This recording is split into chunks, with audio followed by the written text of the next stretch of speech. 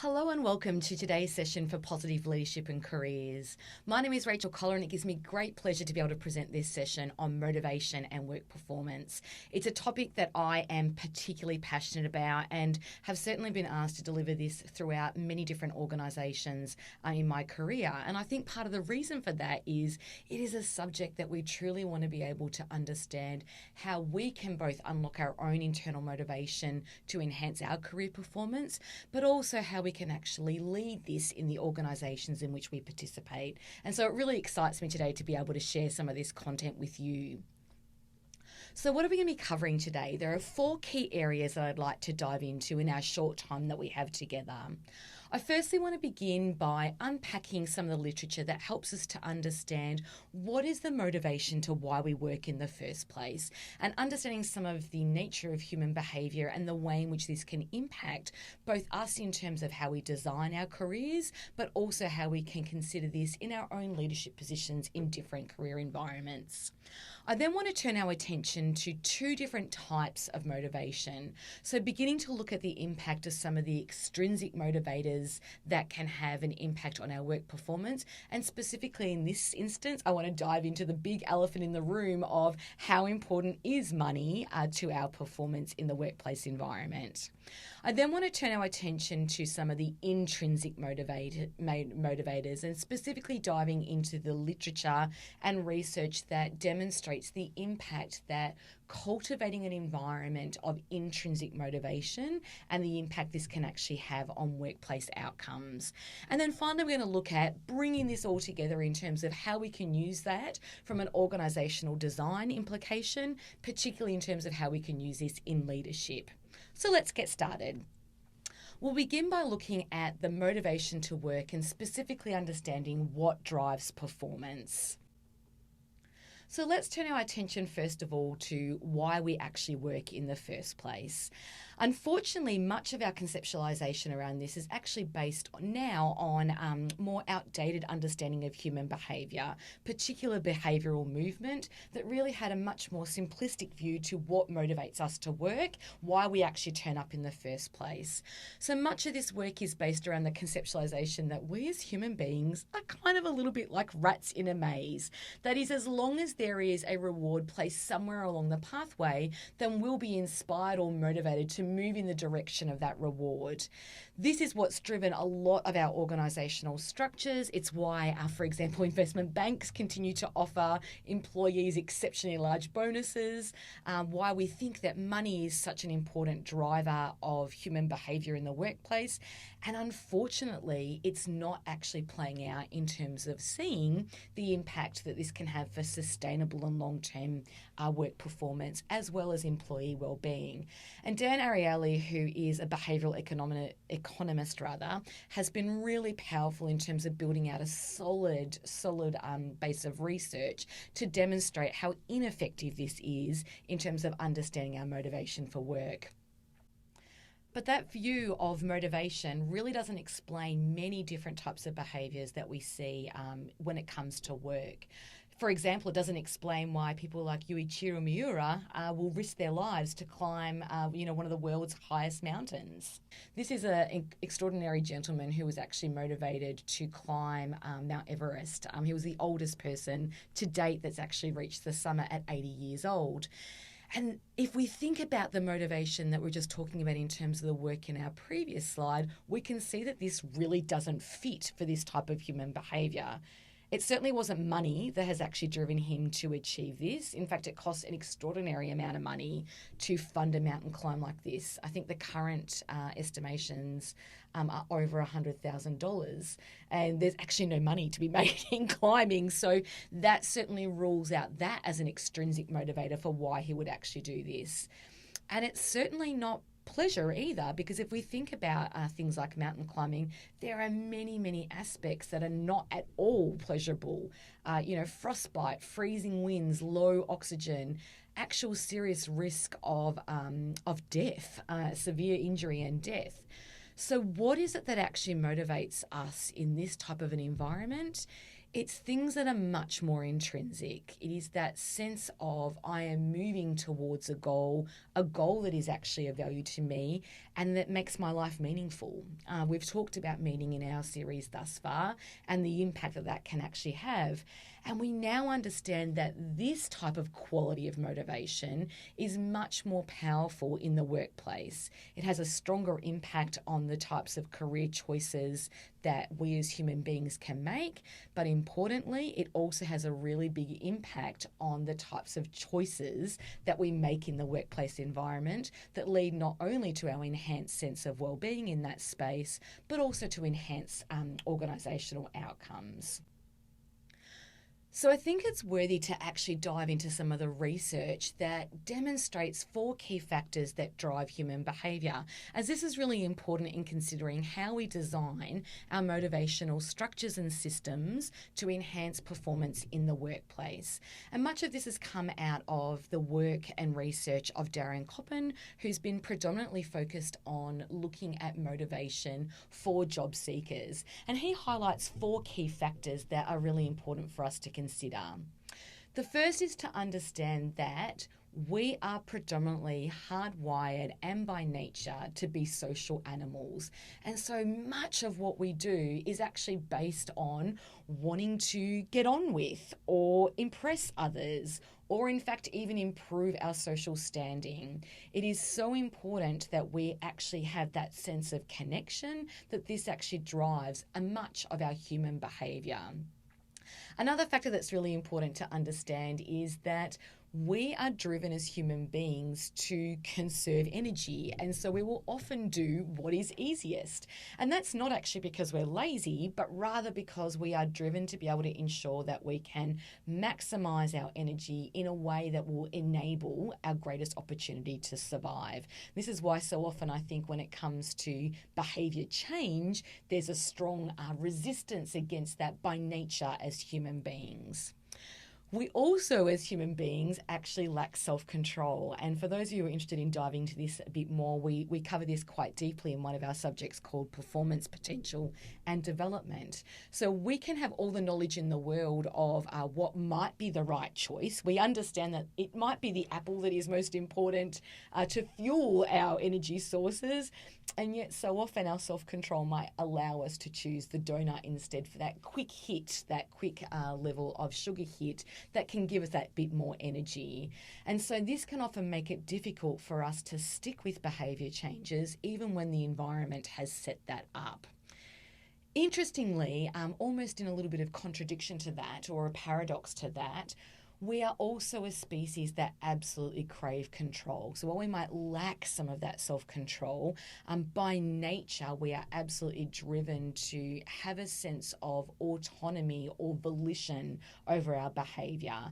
And so when we are given only one set of circumstances you can get to choose from, you can get a strong sense of resistance that comes about naturally in human behaviour.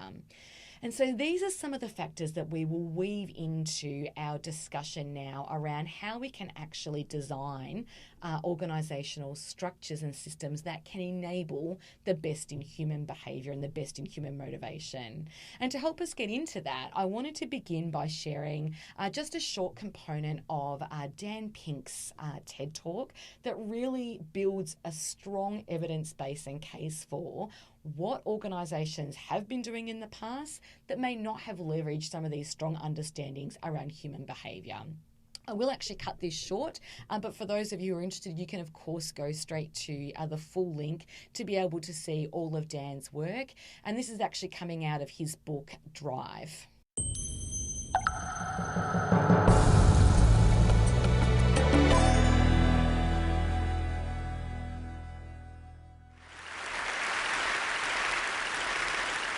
I need to make a confession at the outset here. A little over 20 years ago, I did something that I regret, something that I'm not particularly proud of, something that in many ways I wish no one would ever know, but that here I feel kind of obliged to reveal. In the late 1980s, in a moment of youthful indiscretion, I went to law school. Now, In America, law is a professional degree. You get your university degree, then you go on to law school. And when I got to law school, I didn't do very well. To put it mildly, I didn't do very well. I, in fact, graduated in the part of my law school class that made the top 90% possible. Thank you.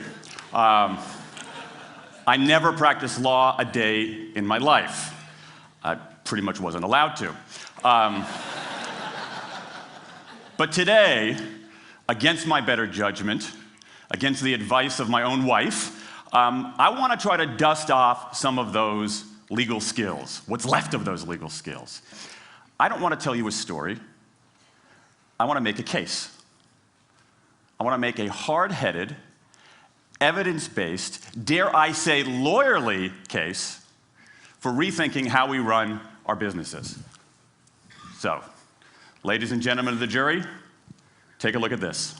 This is called the candle problem. Some of you might have seen this before. It was created in 1945 by a psychologist named Carl Duncker. Carl Duncker created this experiment that's used in a whole variety of experiments in behavioral science. And here's how it works. Suppose I'm the experimenter. I bring you into a room. I give you a candle, some thumbtacks, and some matches. And I say to you, your job is to attach the candle to the wall so the wax doesn't drip onto the table. Now, what would you do? Many people begin trying to thumbtack the candle to the wall. Doesn't work. Some people, and I saw somebody kind of make the motion over here, some people have a great idea where they light the match, melt the side of the candle, try to adhere it to the wall. It's an awesome idea, doesn't work. And eventually, after 5 or 10 minutes, most people figure out the solution, which you can see here. The key is to overcome what's called functional fixedness. You look at that box and you see it only as a receptacle for the tacks, but it can also have this other function as a platform for the candle. Candle problem. Now, I want to tell you about an experiment using the candle problem done by a scientist named Sam Glucksberg, who's now at Princeton University in the US. This shows the power of incentives. Here's what he did. He gathered his participants and he said, I'm going to time you how quickly you can solve this problem. To one group, he said, I'm going to time you to establish norms, averages, for how long it typically takes someone to solve this sort of problem. To the second group, he offered rewards. He said, if you're in the top 25% of the fastest times, you get $5. If you're the fastest of everyone we're testing here today, you get $20. Okay, now this is several years ago, adjusted for inflation. It's a decent sum of money for a few minutes of work. Okay, it's a nice motivator. Question, how much faster did this group solve the problem? Answer, it took them on average 3.5 minutes longer. 3.5 minutes longer. Now, this makes no sense, right? I mean, I'm an American. I believe in free markets. That's not how it's supposed to work, right? If you want people to perform better, you reward them, right? Bonuses, commissions, their own reality show, incentivize them. That's how business works. But that's not happening here. You've got an incentive designed to sharpen thinking and accelerate creativity, and it does just the opposite. It dulls thinking and blocks creativity. And what's interesting about this experiment is that it's not an aberration. This has been replicated over and over and over again for nearly 40 years. These contingent motivators. If you do this, then you get that. Work in some circumstances, but for a lot of tasks, they actually either don't work or often they do harm. This is one of the most robust findings in social science and also one of the most ignored.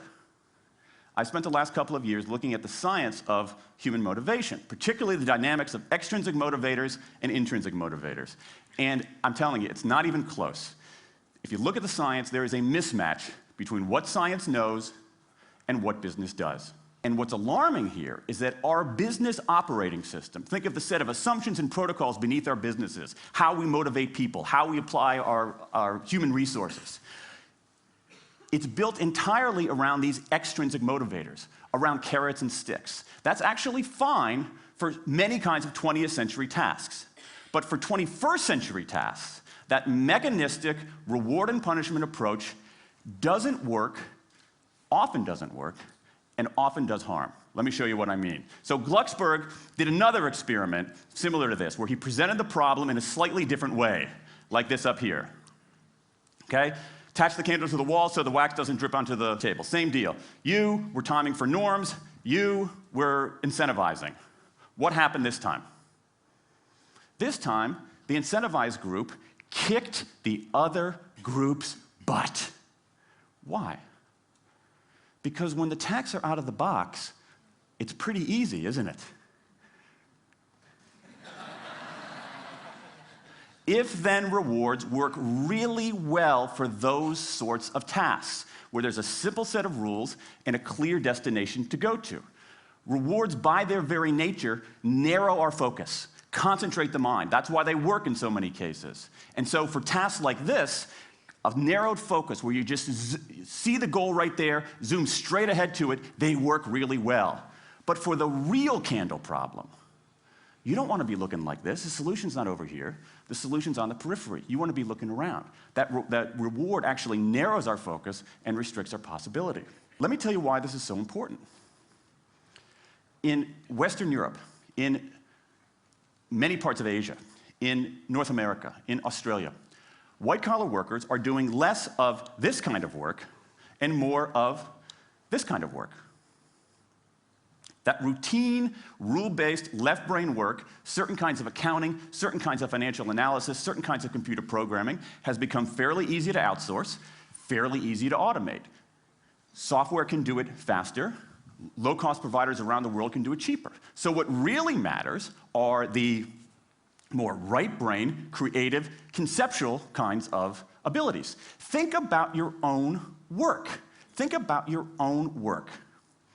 Are the problems that you face, or even the problems we've been talking about here, are those kinds of problems, do they have a clear set of rules and a single solution? No. The rules are mystifying. The solution, if it exists at all, is surprising and non-obvious. Everybody in this room is dealing with their own version of the candle problem. And for candle problems of any kind, in any field, those if-then rewards, the things around which we've built so many of our businesses, don't work. Now, I mean, it makes me crazy. And this is not, here's the thing, this is not a feeling, okay? I'm a lawyer, I don't believe in feelings. This is not a philosophy. I'm an American, I don't believe in philosophy. This is a fact, or as we say in my hometown of Washington, D.C., a true fact. Let me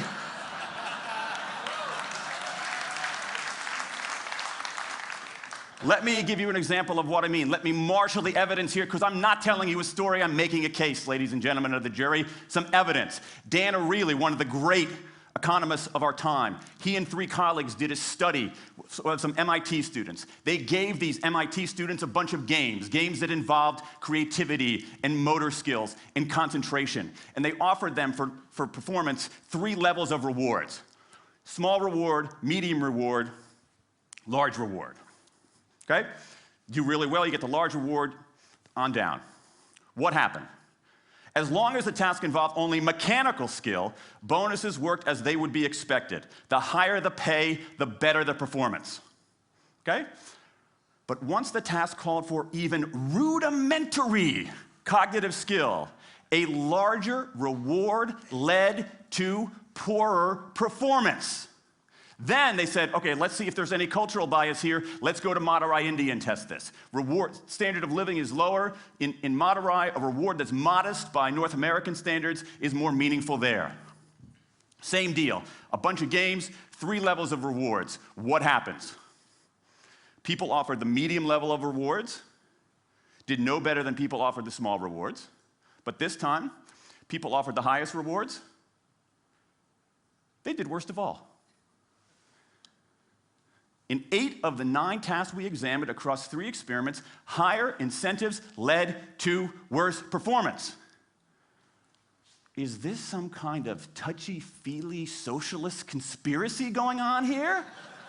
No, these are economists from MIT, from Carnegie Mellon, from the University of Chicago. And do you know who sponsored this research? The Federal Reserve Bank of the United States. That's the American experience. Let's go across the pond to the London School of Economics. LSE, London School of Economics, alma mater of 11 Nobel laureates in economics. Training ground for great economic thinkers like George Soros and Friedrich Hayek and Mick Jagger. Just last month, economists at LSE looked at 51 studies of pay-for-performance plans inside of companies. Here's what the economists there said. We find that financial incentives can result in a negative impact on overall performance. There's a mismatch between what science knows and what business does.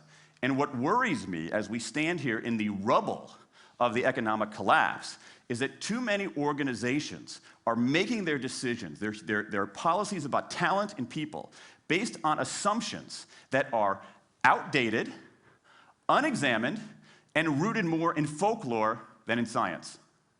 And if we really want to get out of this economic mess, and if we really want high performance on those definitional tasks of the 21st century, the solution is not to do more of the wrong things, to entice people with a sweeter carrot or threaten them with a sharper stick. We need a whole new approach. Okay, so you've now had the opportunity to listen to Dan's fairly impassioned speech and case for why business continues to do what science knows doesn't work.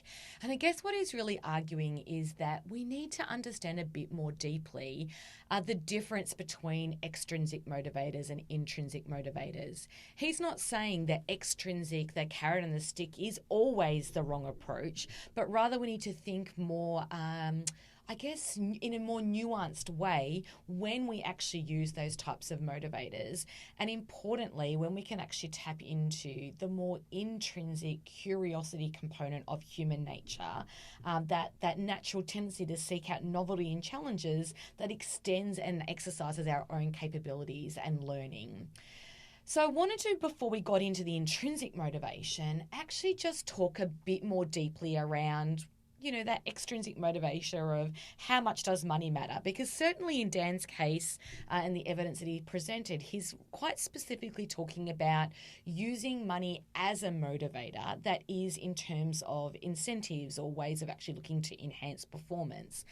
But let's think about this in terms of our overarching career choices. How much does money actually matter in terms of our own sense of career satisfaction? And in order to be able to understand this more deeply, I think it's important that we can dive into understanding that there is a difference between our experienced self to our remembered self. And that plays out in terms of some of the choices that we will make. So to bring this to life a bit more, let me demonstrate this by talking about what it means to be the experienced self. When we're in the moment, we will have a very different sense of what is going on, and it's tapping into that holistic sense of our human system, the signals and the markers that we're having around our cognitive experience and perception of our bodily, physiological experience of different emotions, be they joy, fascination, anxiety, anger, whatever it might be.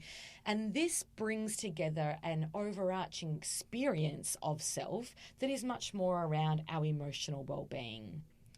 This differs from our remembered self, and this plays out when we're actually asked to make a more global evaluation of how we would evaluate ourselves as a whole. And what research has demonstrated is that there is no direct correlation between our experienced self, what we feel in the moment, and our overarching remembered self, or how we globally evaluate our lives. And that is because we have so many cognitive biases that actually impact on our memory. This is important because it helps us to be able to understand the different choices that we might make in the moment based on what's going on compared to our perspective of our overarching life evaluation.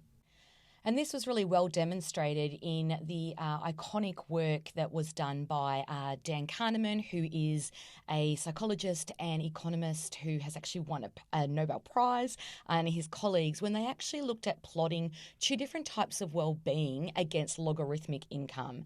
And so just to clarify, logarithmic income in this instance is the percentage of change in income that is actually important, not the absolute amount. And so what we saw was two very different circumstances. That is, when we look at our life evaluation or remembered self, we can actually see that the percentage of change did matter for that backwards looking remembered self, not the absolute amount. And in this instance, I think it's important to note that while our life evaluation tended to steadily rise with income increments, it was not actually a particularly strong relationship. It was small but significant. However, our experienced self or our emotional well-being actually had a very different relationship with those increases in income. We can see that there actually wasn't a particularly strong relationship beyond the really bottom changes in income. So for positive affect, the absence of negative feelings, which is represented by the not blue, and our absence of stress, we can actually see that there are small incremental changes with income, however, up to a certain point, and that point is around about 75,000. So I should have also clarified that the increments in life evaluation is shown by the ladder line in this particular graph. So what we can see from this research, and it is a very large body of research, over 450,000 participants, is that income will generally affect how we rate our lives looking backwards, i.e. our remembered self, but it will not actually affect our experience of momentary happiness in a day-to-day basis, unless we're actually at the bottom end of that income ladder. This may in part be explained by a concept that we know of as the hedonic treadmill or hedonic adaptation. And it works the same way as, I guess, our sensory adaptation, that our emotional system is designed to adapt to our current life circumstances. And this is where that pursuit of more is kind of akin to running on a treadmill, where you need to keep working harder and harder just to stay in the same place. So according to this theory, as a person makes more and more money, so too do their expectations and desires rise in tandem, which can result in them having no permanent gain in happiness. And so a number of years ago, there was actually a really great test study, or case study rather, that actually put this to the test. And that was the work of Dan Price, who made the decision that based on Dan's work, as well as a number of different conversations that he was having with some of his employees that were particularly dissatisfied with their income and that were probably down the lower end of that scale, he made a bit of a pivotal point in time decision to choose to actually increase everyone in his company's wage to that minimum point, up to $70,000. And in order to do this, he actually decided to cut his own $1 million CEO salary to be able to enable this. And what happened as a result of that was not only did he see incredible changes in terms of the emotional well-being of his staff on a day-to-day basis, he also saw some really great changes in terms of the organisational benefits. So, for example, for every percentage income, he actually phased this in over a period of 3 years. And for every increment in income, he actually saw a corresponding income increment in terms of the profit of the company. And predominantly this came out of increases in productivity. So I think at one stage they were able to demonstrate that for every 20% income raise, they saw a corresponding increase of 30 to 40% increase in productivity, which is kind of extraordinary to see the relationship between employees' sense of satisfaction and well-being with their income and the impact this has on their work rate. They also saw quite a significant increase in retention of their customers as well as their employees. So again, seeing that relationship between emotional well-being was impacting on the employees' relationship with customers that enabled them to be able to keep that customer base, which is great, as well as actually grow it. So they demonstrated quite significant market share growth during this period. And so this is really demonstrating that when we actually test this out and can kind of take money off the table, it actually can have a significant impact on the overarching sense of employees' sense of well-being and connectedness to the organisation, which then has a flow-on impact into organisational key metrics. And so while that gives us a good indication of some of the organisational metrics that can come about in terms of raising that minimum level of salary income, let's actually now turn our attention to some of the research around the relationship between income and an individual's sense of job satisfaction.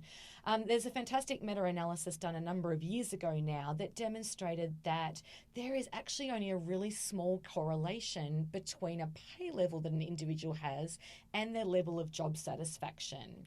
So we're seeing that this is actually fairly stable across a wide range of studies, and that interestingly, employees that were earning in the top half of the data, that is above $64,000, actually reported a similar level of job satisfaction to those in the bottom half.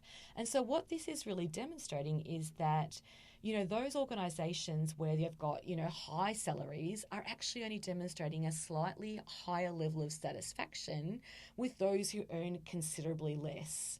That is, if we can ensure that people have a standard level of income that they feel like they're being well paid for the work that they're doing, then there is no discernible difference with increased income and the level of satisfaction that they have in their work. What this research is showing is that when the most salient motivator for work is the amount of compensation that one person receives, that actually our motivational quality does not differ. In fact, there's even some evidence to suggest that it's slightly lower, and with that lower comes less loyalty, less performance, and less well-being in the workplace. And so what all of this research is consistently affirming is that pay, or specifically the amount that one is paid, is simply just not a strong enough predictor of the quality of a person's experience of work life and their satisfaction with that.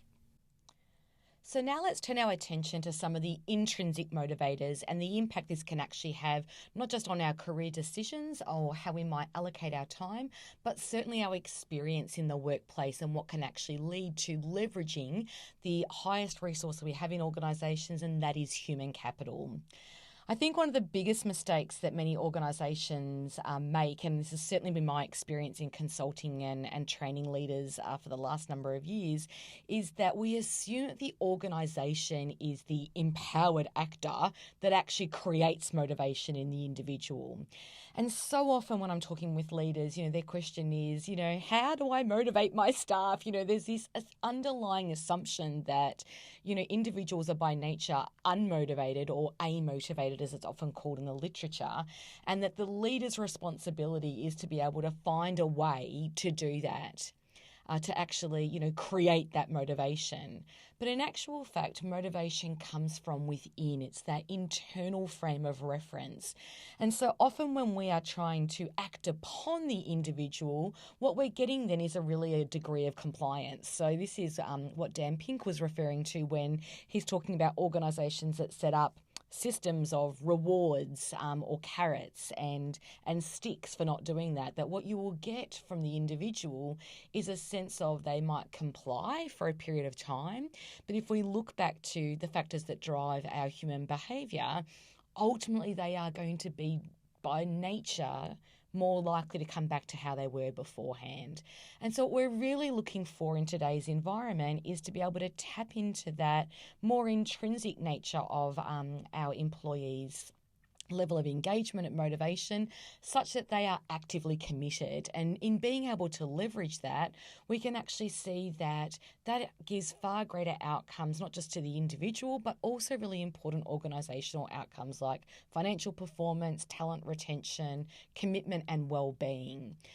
So a number of years ago, in fact, we now probably have about a 40-year evidence body to support. There are 3 key needs that individuals need to have met in order to unlock that puzzle of intrinsic motivation. And this is the work of Ed Deci and Richard Ryan and their self-determination theory. And what they've determined is that there are 3 psychological needs that when all 3 of these are met in our organisations, that we're able to tap tap into that active commitment of people. So the first of these is a degree of autonomy, and by this we don't just mean free-flowing independence to do whatever you want within the organisation, but rather that individuals in organisations have a degree of volition and choice over what they're doing. If you think back to those four key needs that drive our human behaviour, our sense of control and volition was one of them, and this is really important in terms of the way in which we structure our organisational systems to create the conditions that allow that to come out for our individuals. The second is that we are all very much driven by a psychological need to develop competence or a degree of mastery. And where this can actually be unlocked within our organisations is the way in which we give feedback for individuals. So when they are doing jobs that are well below their competence and they're not seeing any increase in their level of mastery, that is likely to take away from their intrinsic motivation. Conversely, where they're actually in environments where they can see that incremental gain and have immediate and constructive feedback that is showing them how they're improving and building up that sense of mastery, then we're able to create a sound base for that active commitment to be enlivened.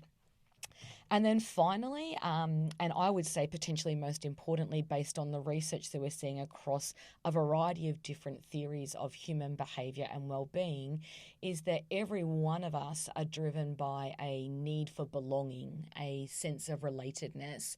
And wherever we're able to make that connection in our organisations for individuals around how their work is actually leading to and impacting not just on others, but on the greater purpose of the organisation, then we're able to tap into that sense of people feeling like they're needed, like their work matters, like their work has meaning.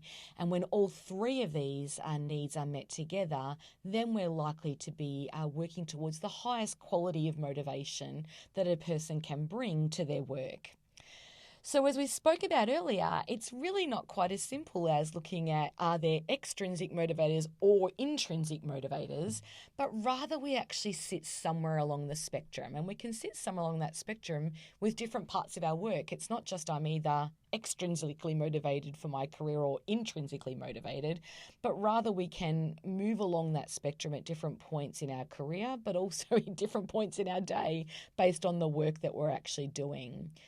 What I do think is important to understand is that when we're down the lower end of the continuum of motivation towards those more extrinsic motivators, and whether that is a very quite specifically extrinsically where I'm being controlled by rewards or punishments, or even if that is coming from that more internal sense of pressure, that is I'm controlled by my own sense of guilt or not making other people's expectations or that sense of ego, that is a lower quality of motivation that will get specific rewards but not sustainable. And so what we see is that lower quality motivation is typically associated with less creativity, less learning. It was demonstrated through some of the work in Dan Pink's video, but also a decreased sense of commitment to the values and policies of an organisation, and as a result, less trust and loyalty, which we can see would obviously in the long term impact on our commitment in our career. Up the higher end of the quality of motivation, where we're much more aligned in terms of we can see alignment between our own personal values and the values and goals of the organisation, even when the work itself may not always be enjoyable, right through to that intrinsic or inherent sense of satisfaction with the work that we're doing, that there's a much higher quality of motivation that is associated with much stronger organisational outcomes. So personally, it can result in stronger performance from an individual perspective, as well as greater innovation and learning. But there's also a stronger commitment and sense of satisfaction with the organisation, both in terms of compensation, a commitment to the values, as well as a sense of engagement in loyalty and trust. And so one of the ways in which this is often demonstrated in organisations is through employee engagement. And we know that many organisations are looking to say, well, how do I unlock the potential that exists within my team? I know that, that human capital is truly today the number one resource that organisations have, particularly in a knowledge economy, and how can I actually ensure that I've got the greatest sense of engagement that will allow me to bring that to the forefront? And we can see that engagement has many similarities with the qualities of intrinsic motivation. So there's that sense of loyalty and passion for our work, but it also is that natural engagement that comes out of our curiosity in our job, that involvement, and really importantly, that willingness to invest that discretionary effort that can actually lead to greater outcomes in the organisation. The challenge we have in organisations that quite often the way in which we measure employee engagement is much more of a lagging indicator.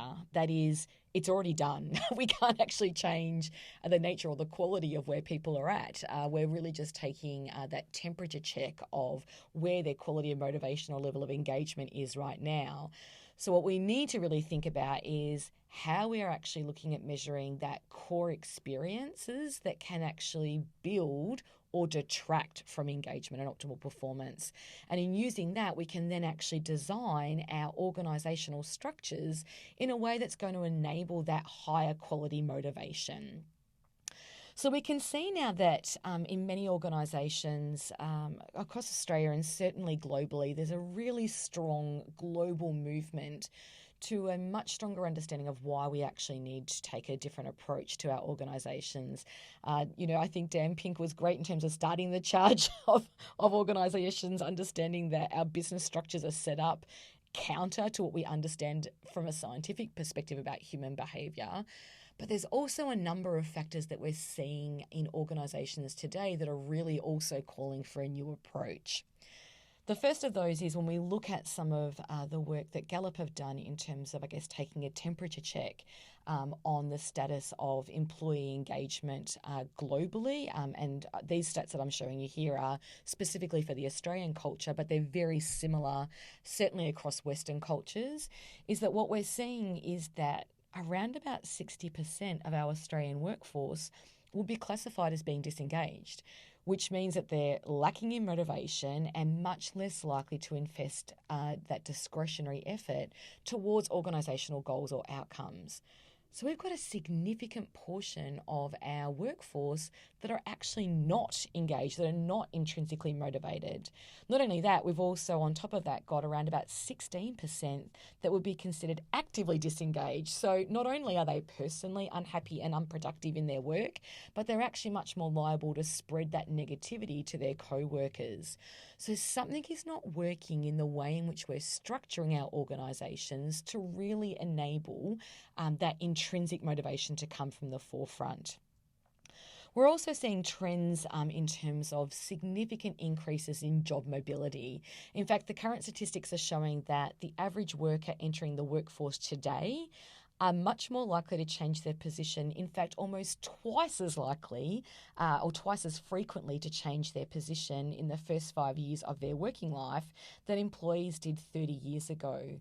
So we have a much stronger lack of, by cultural nature, lack of commitment to organisations, which means it's really important that we can structure the system in such a way that while we have our employees, we're able to really unlock that greatest potential that we do have or that they do bring to the table. And then the final factor that I think is really driving a call to arms for a new approach in the way in which we structure our organisations is the current mental health crisis that we are seeing at unprecedented levels in organisations today. So one of the current statistics that was demonstrated by a joint project between PwC and Beyond Blue showed that 45% of our workforce have dealt with or are currently dealing with a mental illness. And then this has particularly strong flow-ons to decreases in productivity, increases in absenteeism, and there's a real need for organisations to be able to structure their work in a way that is not just focusing on employee productivity, but actually employee well-being, for the nature and importance that has in and of itself intrinsically, but also for the flow-on effect that it can have from an organisational perspective. One of the recent statistics showed that the impact of mental illness in organisations is having around about an $11 billion impact per annum across Australian businesses. So it's a really big call to restructure the way in which we're actually designing our organisational systems and structures.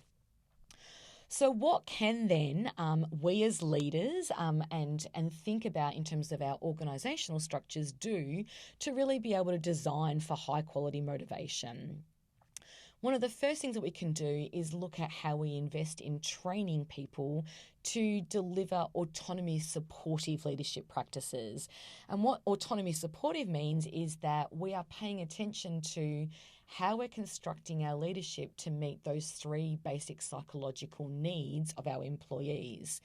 And this can look like simply asking what the job means to an individual to understand how they can actually see themselves relating to the work that they're doing and feeling a sense of belonging. Why are they on board with the mission and goals of the organisation? What does that actually mean to them? But it also means understanding what are some of the obstacles or compromises that they see getting in the way of achieving what they need to do.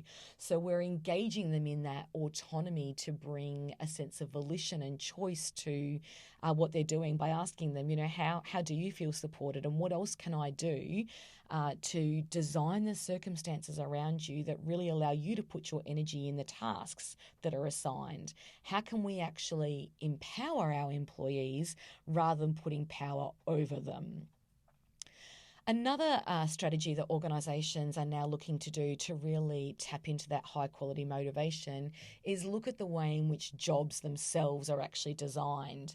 So one of the key things that we're seeing a really strong rise in is the adaptation of gamification in job design. And part of the reason for that is that gamification is predominantly built on the theories of basic basic psychological needs being met. So, giving people a sense of choice in terms of what they're doing, but also building up their sense of mastery and increasing competence in terms of badges or leveling up. But again, really importantly in the design of that, it is that connection to relatedness, that social connectedness that is significantly important in the application of gamification. But what I would say that's really important is that we do need to be aware of that hedonic adaptation that we spoke about earlier. And so looking at ways in which we can actually design for that ongoing development so that we don't actually have people going, I'm over the badges now, I'm sick of the scoreboard. Let's actually look at other ways that we can build that immediate feedback to make the most of that. And then finally, one of the key strategies that I think is really important and is a lot of the work that I do in the consulting work that I do with organisations is to really look at their incentive designs. So I want to be really clear in saying incentives in and of themselves are not the issue, but rather it is the way in which they're constructed to understand what those incentive systems are signalling to employees.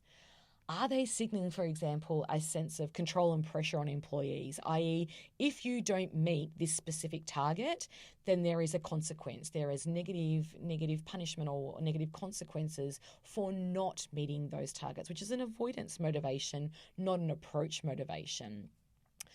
Or are they instead conveying value and appreciation for a job well done? Because when we're actually doing that, we're actually being able to tap into that sense of increased mastery and an increased sense of belonging that is likely to create that higher quality motivation. But we really need to make sure that those outcome-based rewards are not driving the wrong behaviour, and importantly, making sure that our people are being fairly and equitably paid in a way that shows that they are being appreciated for the work that they're doing. The great news is that we now have evidence that is showing that when we actually invest in training and educating organisations to be able to construct the ways that they are able to meet those basic needs, we're seeing really strong impacts in terms of the improvement of motivational quality and the way in which that's contributing to stronger employee engagement. We're seeing this at two different levels. So, for example, from an individual level, we're seeing that it is increasing the sense of trust that an employee will feel with their organisation, as well as their sense of security. So their own personal sense of feeling trusted, as well as how they trust the organisation to take care of that job security, as well as a sense of job satisfaction and passion, that inherent satisfaction in their work itself. And interestingly, we're also then seeing really great outcomes from an organisational perspective. So in tapping into that potential of their employees, they're able to gain greater creativity and performance. We're also seeing stronger level of commitment to the overarching organisational goals and objectives. And as a result, some of that decreased absenteeism. And this is one of my favourites, is that flow-on effect to the outward-facing outcomes of the organisation in terms of a relationship to stronger customer loyalty.